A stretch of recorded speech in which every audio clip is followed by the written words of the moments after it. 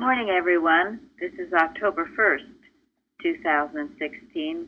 We welcome you all to our Bible study. And this morning, our moderator is Tom from New York. Good morning. Linda? Yeah? Yeah, I was thinking if you wanted to read the text when you posted that. Wasn't ready for that would be nice.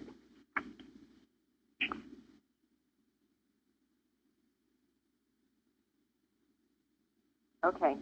I'll be reading from Mary Baker Eddy, Her Spiritual Footsteps by Gilbert Carpenter. Quote, Mrs. Eddy's own words best explain her experience. Quote, homeopathy was my last step in medicine, and Quimbyism was the next in healing.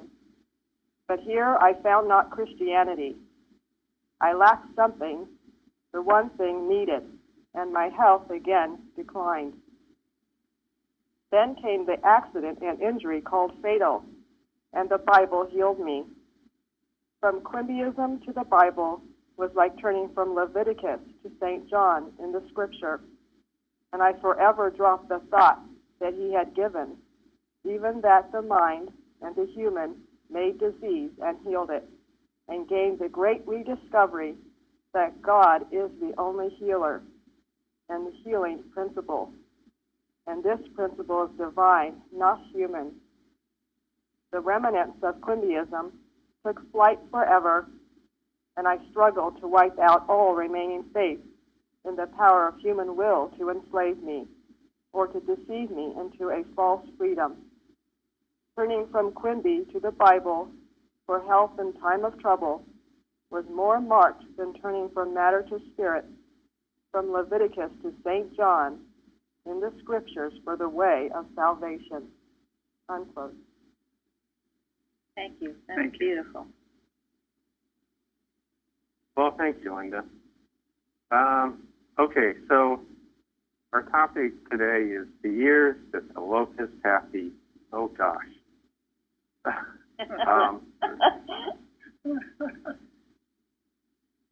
We talked about some wonderful topics here. Bible readings. Okay, so the chapter 30 in 1 Samuel is in our lesson this week. And so for our readings, we're going to read the entire chapter. So 1 Samuel chapter 30, verses 1 to 31. Just to kind of give a quick background on this. At this time, David was not king. Saul was king of Israel. And and Saul was trying to kill David. And so Saul had been pursuing David, and so finally David went down south in the Negev desert area and to live with the Philistines. So he took 600 men with him, and he went to the king of Gath, whose name was Achish. And once he got down there with that king of Gath, who's a Philistine king, Saul stopped pursuing David. So then David stayed there for 1 year and 4 months. And while he was there, the king, Achish, gave him the city, Ziklag, not to be confused with zigzag. Okay. So now while he was there, so he was almost like a common bandit. He went to various places and he killed everybody, man, woman, and child, and took all their goods and burned the city, you know. So he went to the Geshurites, the Gezerites, the Amalekites, and when he did this, he killed every single person. He didn't want anybody to know he was doing it.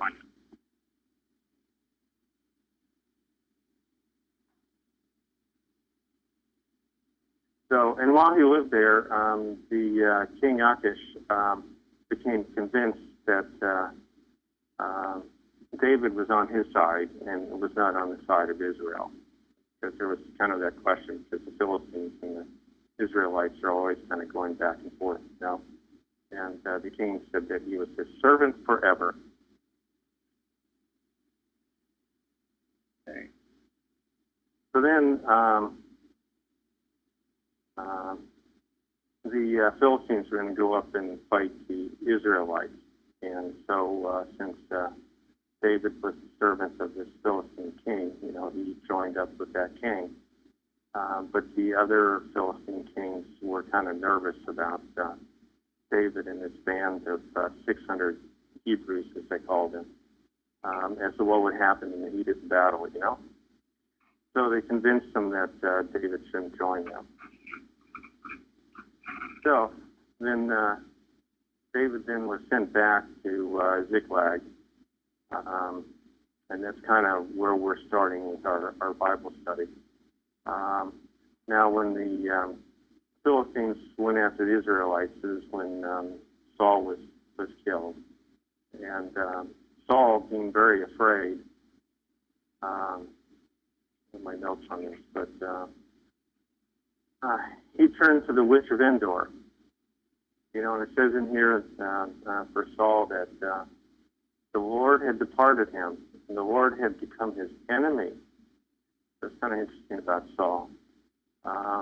And then later, Saul, seeing that he was going to be defeated by the Philistines, killed himself.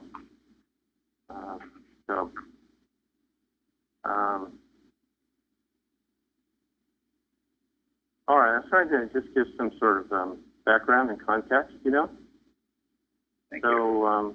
Saul returns to Ziklag, and someone want to say what did David find when he got back home? Nothing. Yeah, the city had been burned and everybody was gone. All the women, children, animals, gone. They had been raided by the Amalekites. Okay, and who are the Amalekites? Weren't they the descendants of Esau? Actually, Amalek was the grandson of Esau, so they were his descendants. And they occupied the peninsula, the Sinai Peninsula between Palestine and Egypt. And they were kind of, this is one place where I was reading called them a horde of bandits. And actually, they became that after Saul had defeated them at one point. Yeah, they were kind of a nomadic tribal group, roamed around in the desert, stealing what they could. Weren't they the first to attack the Israelites after Moses and them crossed the Red Sea? Yes. Yes. And Moses, he fought. Amalek fought with Israel, and Moses said unto Joshua, "Choose us out men and go out fight with Amalek." That's in Exodus. And he goes on to say, "And Joshua discomfited Amalek and his people with the edge of the sword. And the Lord said unto Moses, Write this for a memorial in a book, and rehearse it in the ears of Joshua. For I will utterly put out the remembrance of Amalek from under heaven." And he said, the Lord has sworn that the Lord will have war with Amalek from generation to generation. Thank you. Amalek had tormented them for many, many hundreds of years. There was actually a divine instruction to wipe them out entirely. Women, children, cattle, everybody. And that's what David eventually did. So it was actually later in the years of King Hezekiah when they finally got the last of them, which was like 300 or 400 years after David, where they finally completely wiped them out altogether. They were a torment for Israel for many hundreds of years. They're described as recurrent enemies of the Israelites, though. Yes, they say it continues to this day. I mean, what I read, they feel that the Nazis were Amalekites. Really? ISIS is Amalekite. I mean, there was a website that is saying that. I mean, certainly the Nazis were trying to wipe out the Jews, and that they were great enemies of Israel. They said they despised God, and that was an effort on their part to erase God from the human consciousness and actively conspire to kill off his chosen people, the Jews. They considered the Amalekites an enemy that had to be totally destroyed. If it wasn't destroyed, it was going to keep popping up. I read that they're, they're considered the symbol of evil.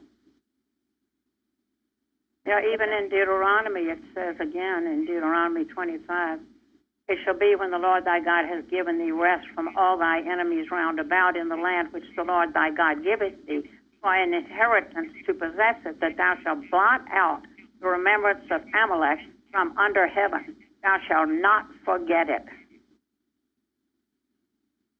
Yes, thank you. So what does that mean for us today? Are there Amalekites around today? The wicked thought, yes, but never the people. Yeah. Yes. Roman forces at work that would like to wipe out God from the thought of humanity.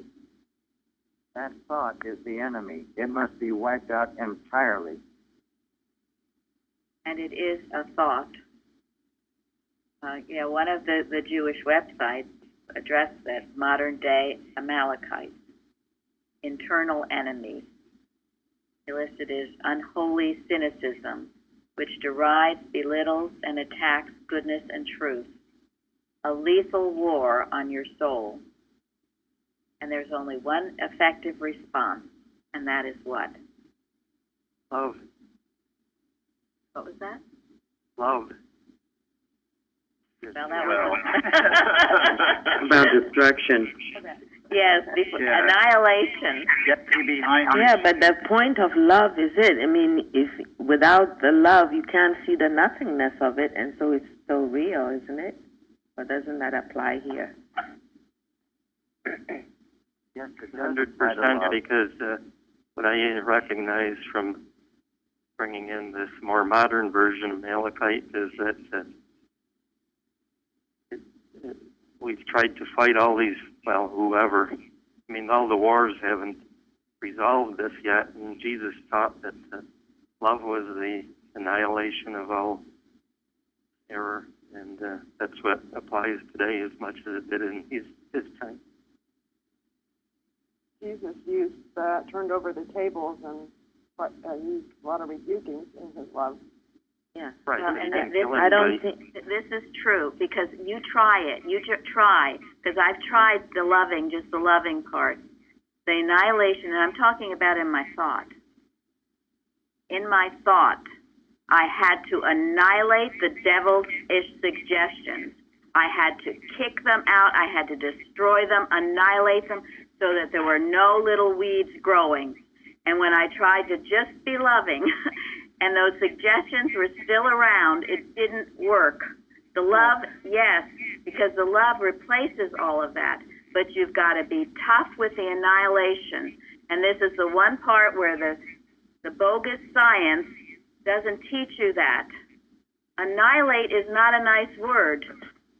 You've got to get rid of it. And whatever that takes, someone wrote me a long email today because she has not annihilated all of these suggestions. And yet you can try to be loving, but until you do that annihilation, that love isn't there. The love is tough, as Linda said. It's got to be tough. that's exactly what I mean. That without the love behind it, that annihilation with whatever force is not still effective. Is that we're saying the same thing, essentially? You have to do that. Yes, I don't want to skip over that one part. I find it useful, in his part, when the chapter where he talks about malicious mind has been very helpful to me. And he explains that it's all, that evil is malicious mind. And you just have to stand up and erase it from your thoughts. And anything comes in like that, that's been very helpful to me. Yes. And to me, seeing it as a nothing, as a powerless thing, is most effective, because otherwise I'm still, crushing it as something. That, to me, that this is what that love means. That And you also see it correctly as a nothingness, as right in place of all that it shows off to be. It is not, and then kill it. And it's not your thought. It's not Exactly. your thought. It's malicious mind imposed on your thought. And that is the true destruction of it, seeing it for what it is. But that process must be taken. And it is like, what is that story? Well, yeah, you get rid of the devils, but you sweep clean the devils, but then they come back with their friends. So absolutely, it has to be replaced with love, yes. But the annihilation, that tough initial part, must be done. And I speak that from my own experience. Otherwise, I wouldn't speak it. I had to get tough and annihilate those thoughts.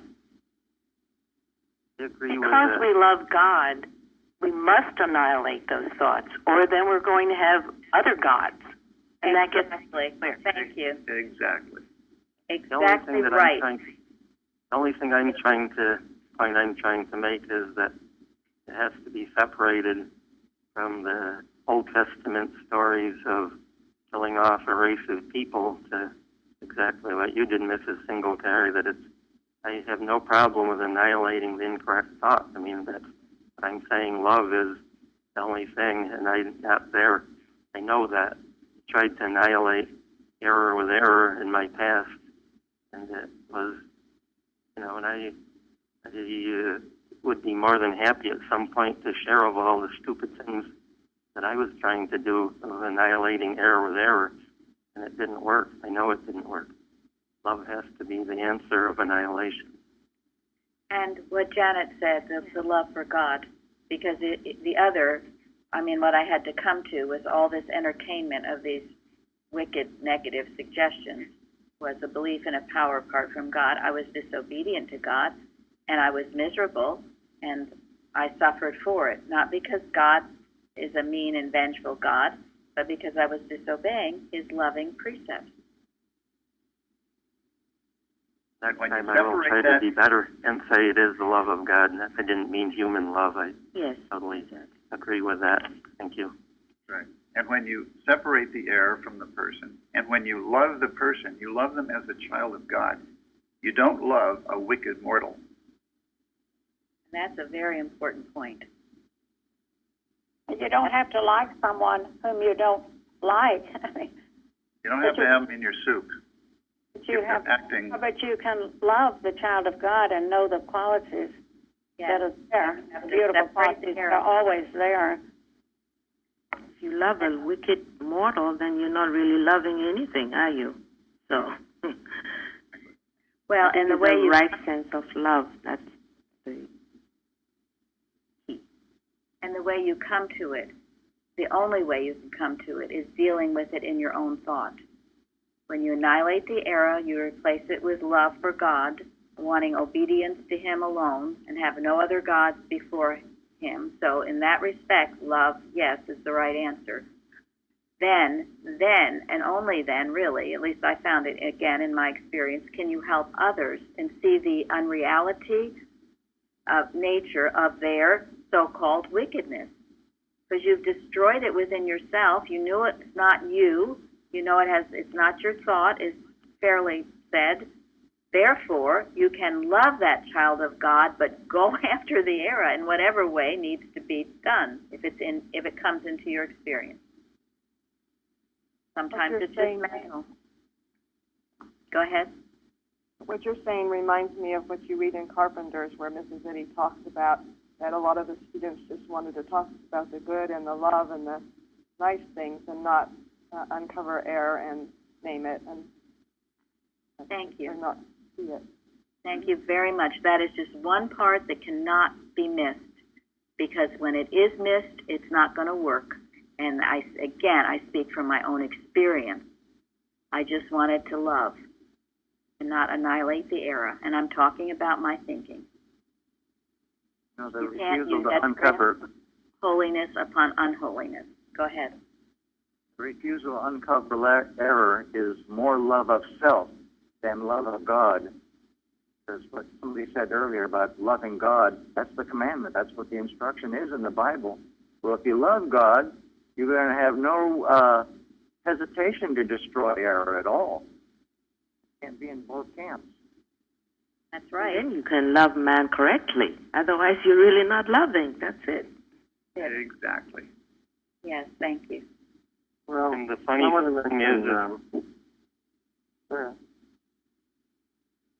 funny thing is, I come from a place where they never loved man. And, I hate to admit that because it's very embarrassing.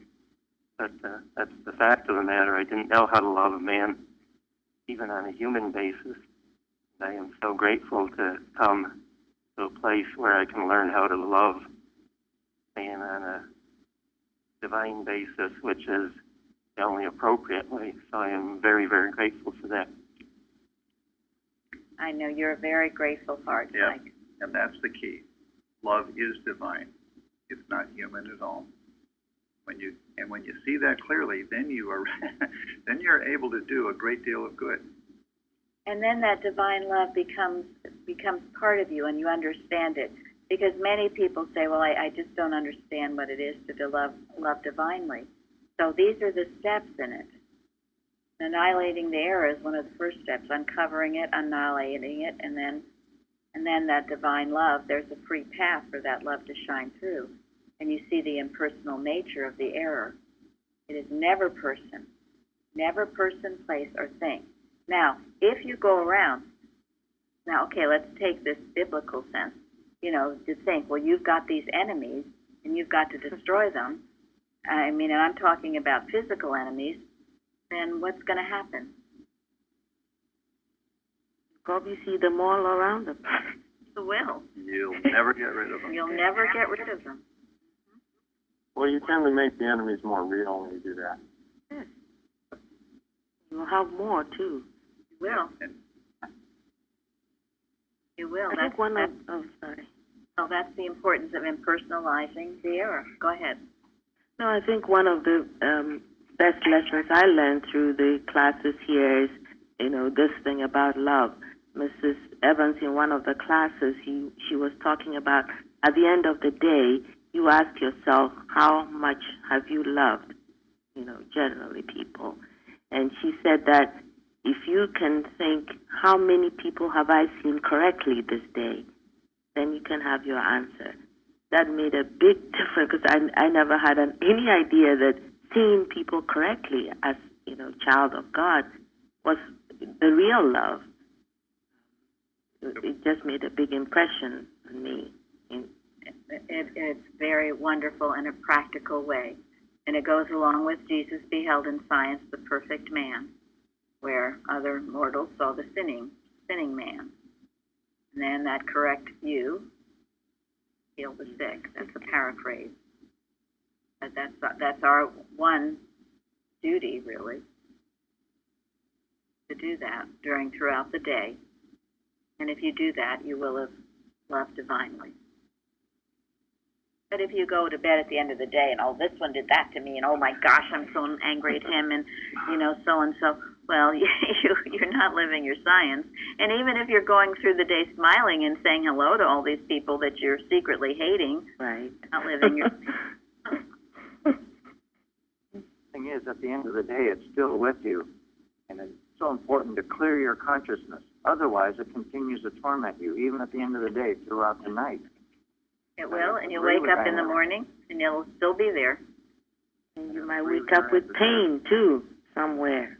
Pain, you wake up with depression, and you compound it day after day after day, and then pretty soon you're going to wake up and want to drink or want to wake up and have a pill.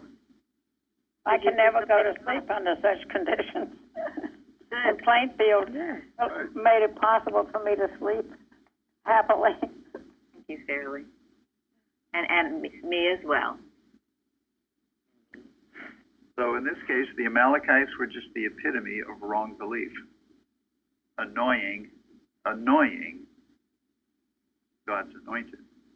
Well, and not just annoying, out to destroy God's anointed. Exactly. And as we spoke, and this was on this Jewish website, which I thought was wonderful, the modern day Amalekites, internal enemies, unholy cynicism, derides, belittles, and attacks goodness and truth, lethal war on our soul, and the only effective response is annihilation. Lethal enemy to your soul. It's out to destroy you if you let it, just like the Amalekites were out to destroy David. Which is why God insisted that they be destroyed. But you put it in spiritual terms, and we understand it better. Exactly. So anything that would attempt to take you from God rather than bring you closer to God is your Amalekite. Yeah, that's your Amalekite. That's a good way, yes. Including Call your it, own. call it an Amalekite. Yeah. Because Thoughts that you helped. Right, it wants no good for you. And total destruction is the only answer. That's why, Mrs. Eddy says in her article, "Oh, stupid gardener," where the weeds kept coming back because they weren't destroyed. They weren't pulled up by the roots. And that allowed the era to continue. And the more you do this, the more sensitive you become to the wrong thoughts, and the more quickly you discern them and destroy them. You don't talk to them. You don't let them find lodgment in your thought. Don't do what Eve did and have a conversation with it. Right. When I first came here and starting to learn this, I was thinking about how it was when I was raising my kids. If they would, one of them might say a lie or bite or something like that, it would separate that behavior from who they are and just attack that behavior. That made me, start to see the difference between the person and the impersonal error. Thank you. And that's a wonderful way to bring up your children when they're acting badly, to know it's not their thought, and go after the animal magnetism that seems to be handling them, but separate it and love the child of God. Otherwise, you get very, very angry and you make a reality of it, and pretty soon there are these big blow-ups and fights and carry on. No, it's a mess. I know, I've been there too. And people feel the difference. People can feel it. When you go after the error that's in them, out of love for them, they feel it. When you get angry with them for doing something that they didn't want you to do, they feel the hatred too. This is where the love that Mike and Lawrence were talking about is highly important.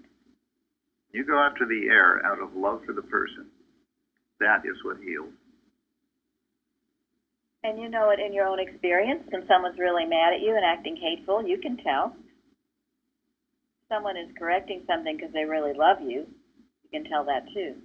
I can tell it in dealings with the church when people are lovingly caring about the church and making criticisms or corrections. I can tell. That's like when Jesus went in and purged the moneylenders from the temple. It was his love. Yes. Right. It was love for God and man. And man. It might not appear as love to some people. It might have appeared as something else, but it was love. One side note on that, if there's people who haven't studied the Bible who are listening outside of Plainfield, people, money lenders in the church actually worked for the high priest. Interesting. Mm-hmm. So it kept the coffers full, right? When somebody goes after the error and addresses it, if you accept it, you're going to feel a safety that you don't get if it's out of anger. right. And this correction and this type of love was the thing that was lacking for me in the other churches. I needed it. We all do, as far as I can tell.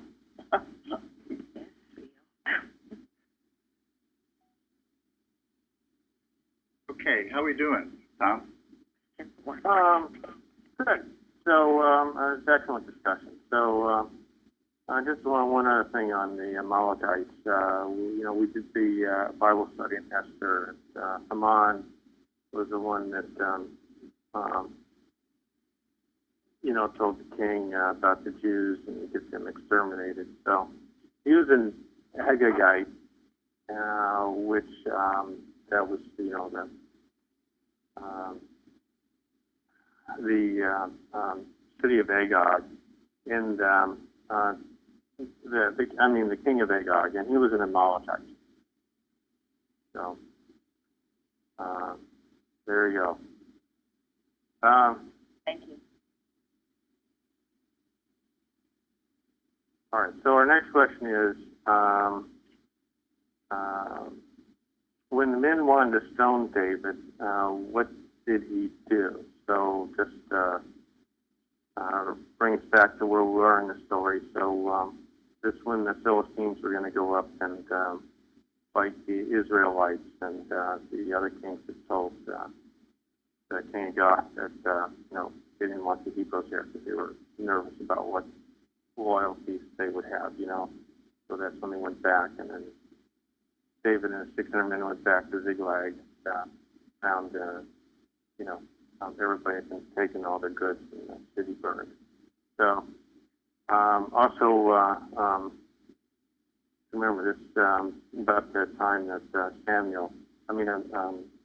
Saul went to see the Witch of Endor, and he was told that the Lord had departed him and had become his enemy. Okay? So, David living the life of a bandit, coming back to the city that he had a home in, find it all destroyed, and what did he do? So I'm just thinking of Saul as a contrast, what did David do?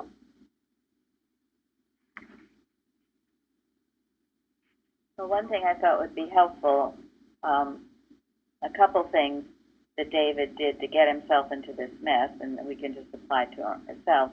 Well, he went off, with the Philistines, and then they didn't want him to help anyway, so it was kind of a fruitless excursion. And the other thing he did was he left his home totally, what? Unprotected. Thank you. Totally unprotected. Totally unprotected. He turned to God when he was about to be stoned. He turned to God instead of getting upset. Right, but I just want to make this point first for our own experience. There was a reason why he ended up in this situation. Yeah, there was a reason that he ended up in that situation. First, he went off sort of on a wild goose chase, and he left his home unprotected. So, and I think he realized it too. David was not stupid. He realized he made some mistakes. And this is why the people wanted to stone him, because they thought, thanks a lot, David. He was their leader. Okay, now we get into the next. I think that's a very important point. I mean, what we're framing out is David wasn't perfect. I mean, he was abandoned. Like you said, he left the city unprotected, so he made mistakes. He wasn't perfect. Some could say he was a bad guy or a bad dude. Yeah, I mean, this was very, very grievous. I mean, you can imagine what if you, and I'm using this, apply it to yourself. What if you went off for a few days, someplace that was a totally unnecessary trip, a waste of time. He obviously maybe didn't pray before he left. You left your house all open, just took off. Doors unlocked. Yeah, no consideration about your house. You come back and everything's wiped out. I mean, duh. Probably the result of self-will. I mean, he went. Exactly. So, yes, apply it, because we've all done some things, or maybe done unthinking things. And this is why the men were also mad at him because they just followed and did whatever he told them to do because David was the leader. And they realized that he led them incorrectly. Yeah, he led them incorrectly. Okay, so now, what? Well, it's the first threat of stoning is a good thing. So what was the first thing he did? What he should have done in the first place.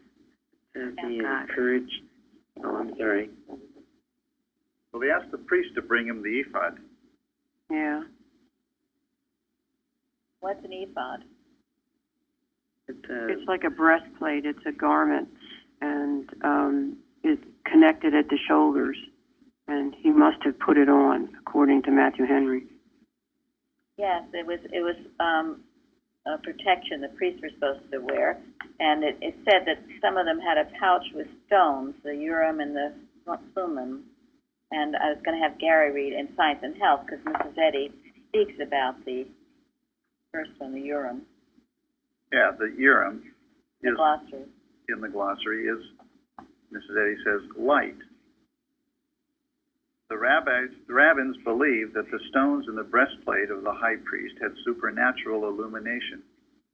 But Christian Science reveals spirit, not matter, as the illuminator of all.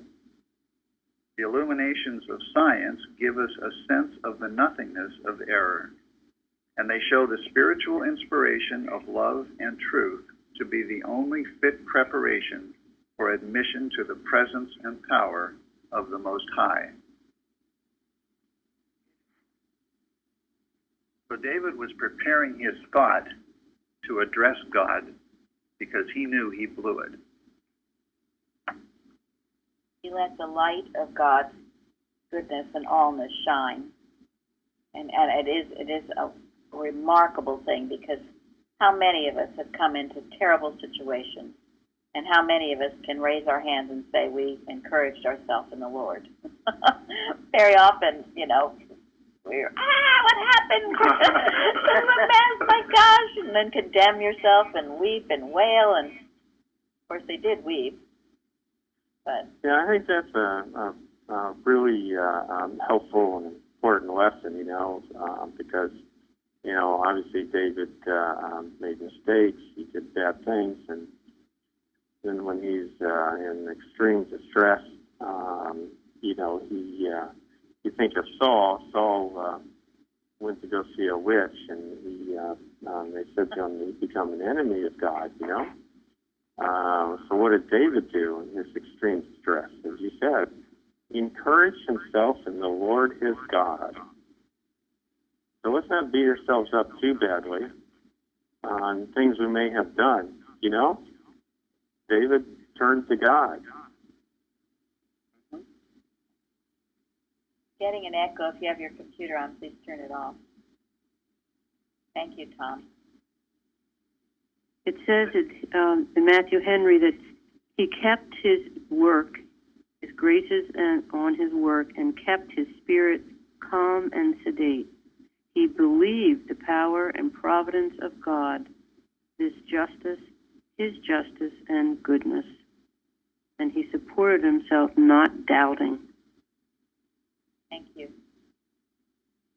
I just was thinking that it seems that David sort of temporarily became an Amalekite just, through his mistakes and passively, but then Saul, actively became an Amalekite by going to that witch. Interesting. Mm-hmm. That's what happens when you accept the Amalekite thoughts. You become an Amalekite. Not a good thing. You get hateful. You become all those thoughts. They say you are what you eat. Well, you also are what you think. So he asked how you should pursue the Amalekites.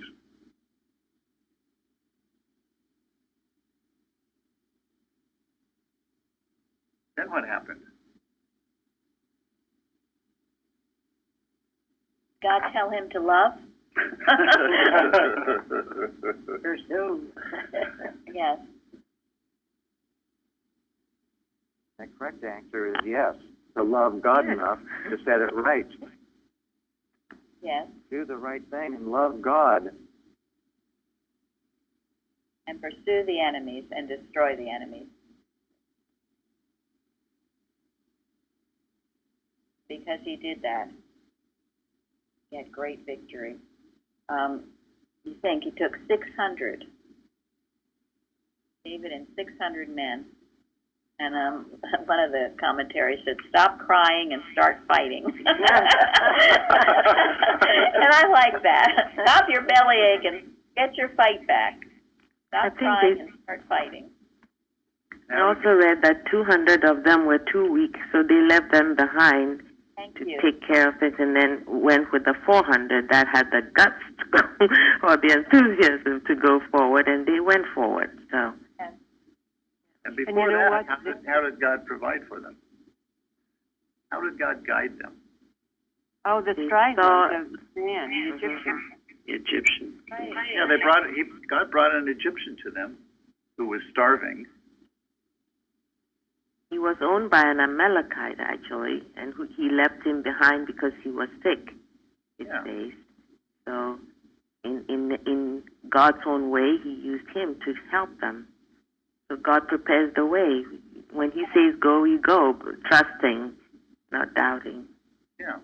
Yeah, those are very good points. So David fed the Egyptian and nursed him. He was kind to him. Showed him love. Yeah. Yes. Showed him love. Yeah, someone else could have just tortured him and then until he told him what he wanted and then killed him. That's true. But this guy knew where the Amalekites were. We know David was, it was easy for him to kill people, so he could have just done that. No problem, Yeah. But he didn't do that. Maybe at that point he had really realized, go by God's direction. Exactly. He was prompted in all these situations by God, and he obeyed. And every direction can be very different. But in this case, he did love that man and took care of him. And eventually, when they divided all that they received back, even the 200 who hadn't joined him, he blessed David, blessed them as well. It was fair and equitable. I also read that he saw them as having some part in the whole, because when they stayed behind, they were taking care of what they had. So everyone had, in other words, he's saying everyone had an important role, therefore whatever had to be shared had to be equitable. Thank you. And one thing Tom reminded me of is he had 2 wives that were stolen, and one of them was Abigail. We know that story and how precious Abigail was to David.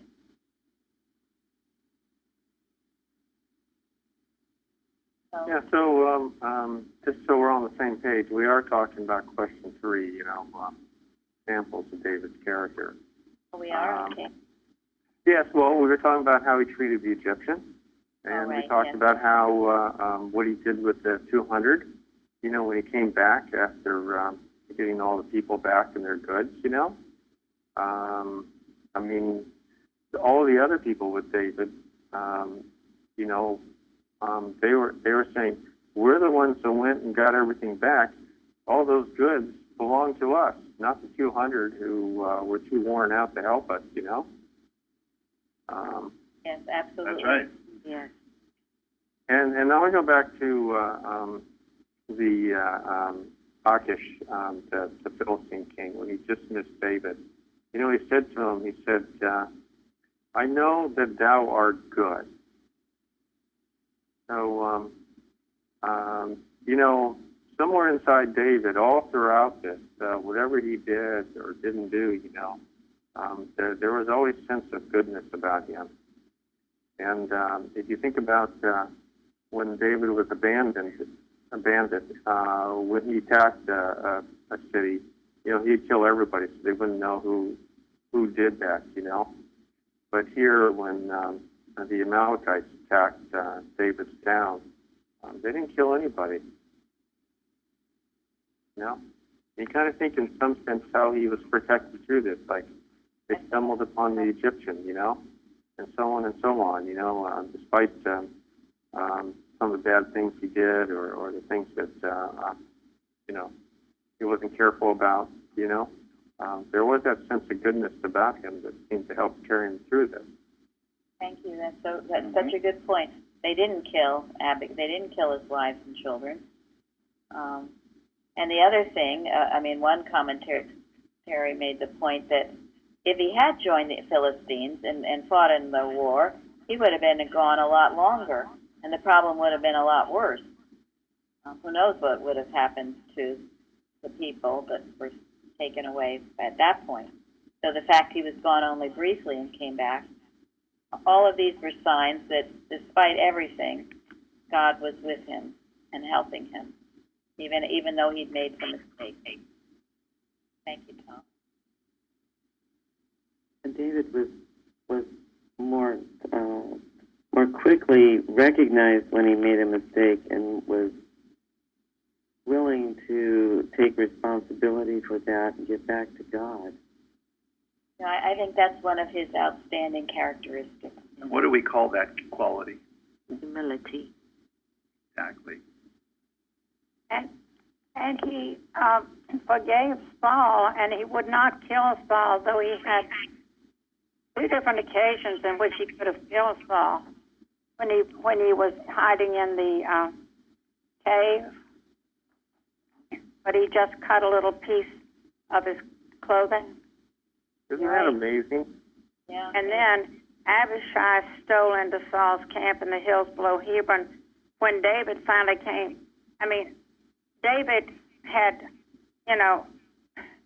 he had another time when he took Saul's sword. And in both instances, he could have killed Saul, but he didn't. And in the end, he lamented when Saul killed himself. He lamented it. It was in 2 Samuel, the lamentation, which is a beautiful lamentation about Saul and Jonathan, whom David loved, and says, Saul and Jonathan were lovely and pleasant in their lives, and in their death they were not divided. They were swifter than eagles. They were stronger than lions. How are the mighty fallen in the midst of the battle? What a great heart he had. What a great heart. And right. He is called the king after God's own heart. So he is a tremendous example of love. This is the real love of God. And he saw the real person in Saul. He saw the real person that we were talking about. He did. Well, and he knew that Saul was God's appointed in his time. And he respected And that. he respected that.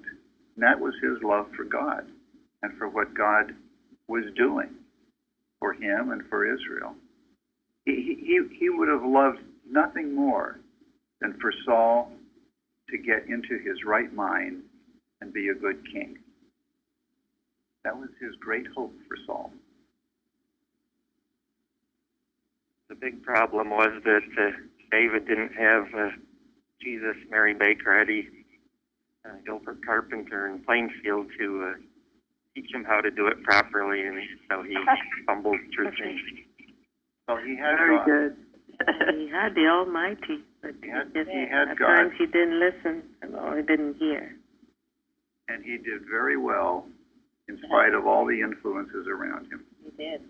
And you think even, perhaps the worst that he's known for was Bathsheba.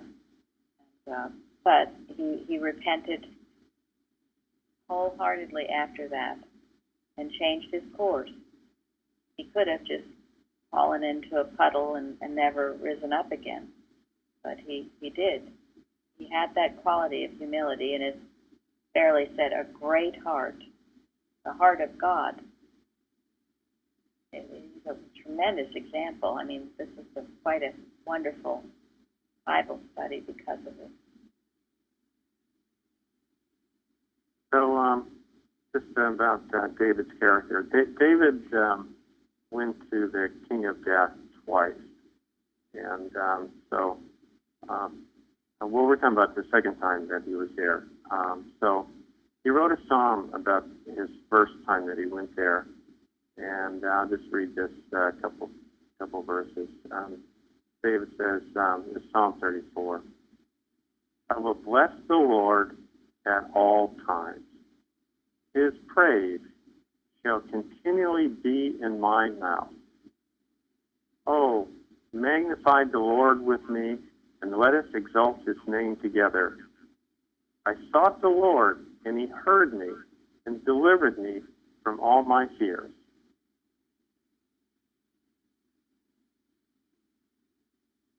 Beautiful. It shows his heart in the Psalms. You know, that one commentary made a point of saying, how often do you find such a brave, courageous military leader who is also a musician and a poet? So he had the strength, the masculine qualities, as well as the feminine. He certainly wasn't too proud to weep when he'd made such a terrible mistake. You think of all the characters, the way he trusted in God. He had great loyalty to others. He respected those in authority, as in the case of Saul. He was truly thankful, which you can tell. A lot of these things you find in the Psalms. Always thanking God.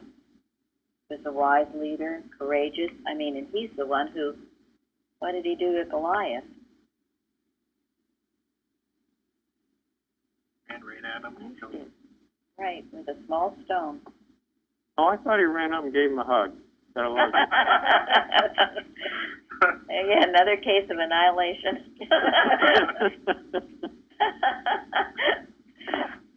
Well, after he went down with the stone, he pulled out the sword and put it through him, too. Yes. But one of the interesting things is that he started up going after him with, he picked 5 smooth stones out of the brook. And I just think there's a significance of the 5 material senses, etc.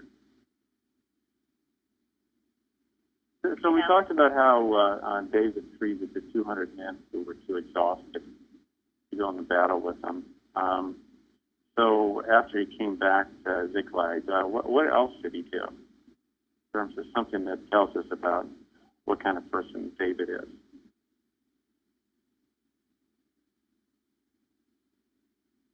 Did he not give something to the Philistines too? Give something back, some of the things that had been taken away. Yeah, I mean, he tried to restore everything, every person who had lost anything. Yes.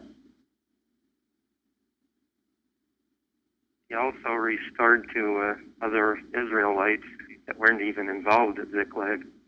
So he was very, the people handled by Belial, who were among the 400, wanted to keep it all for themselves.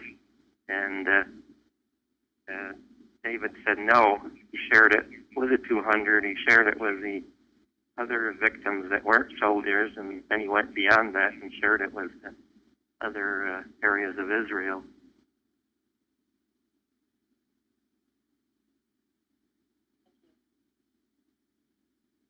There's something else, Tom, you're waiting for?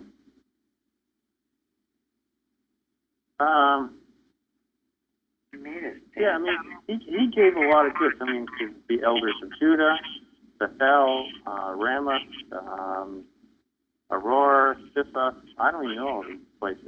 Shechem, Retrai, Kenites, and so forth. No, the Amalekites have been raiding all over the place, so he probably gave back goods that belonged to all these people, and maybe more, you know? Yep.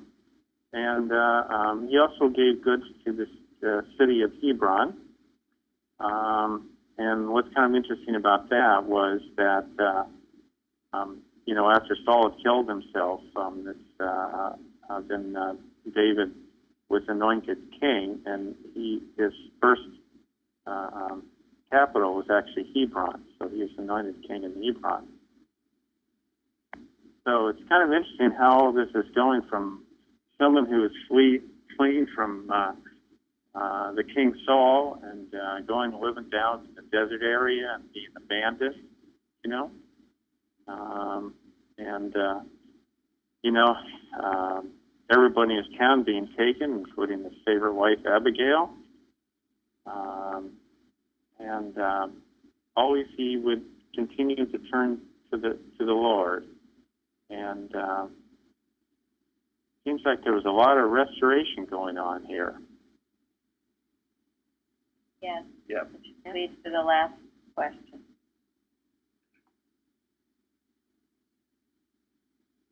Everything restored. And the beauty of this, the whole story and the lesson, is that all things will be restored. Maybe not exactly how you had planned, but they will and can be. And that statement, I guess it's Romans, all things work together for good to them that love God, to them that are called according to his purpose.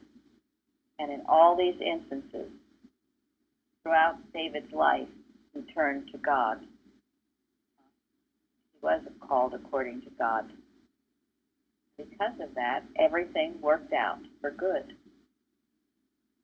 You can trust that. That's a biblical rule and law, a principle of the universe.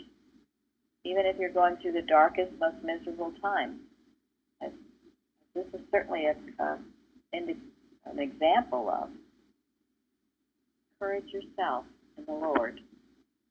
Pursue your enemies. Pursue the negativity that got you in that spot. Destroy those thoughts. And then, yes, bring in the love for God and for his creation. I'm very grateful for Plainfield teaching me now is the only time. Thank you. And that has been a very helpful thought for me many times. So important. That's good, Fairly, because it doesn't matter how long you've been suffering or how long you've been making mistakes. None of that matters. You trust God if you love God enough to keep pursuing the truth. And there's no past. Yes, Give give the fame past. is a bad fame. Give the past to God. Yes. Focus on It's a powerful lesson. So if we find ourselves in the desert, so to speak, like David was in the desert, are we going to look to Saul as an example, who made God his enemy and turned towards a witch for help? We see where that goes. Or do you think like David? He says, I'm in the desert, and Saul is trying to kill me, and people take my favorite wives and stuff like that. You're living with the Philistines and not with your own people. I mean, there's a lot of things you could say that he could be despair about, and it ultimately ended up that his own men wanted to kill him. Doesn't get much But worse if we than find ourselves in the desert, do we think like Saul or we think like David? When you go into that wilderness experience, this is a promise that you can come out of it. We saw that with Job is one example I was thinking of, and with the golden text, when Naomi had lost her husband and her two sons, she was in a wilderness experience for a while, and Ruth was there to help her through that and see that God had never left her. Time and time again, we have this proof. So why we doubt him or why we lack faith, there's no reason to. We have absolute proof that ours is the living God.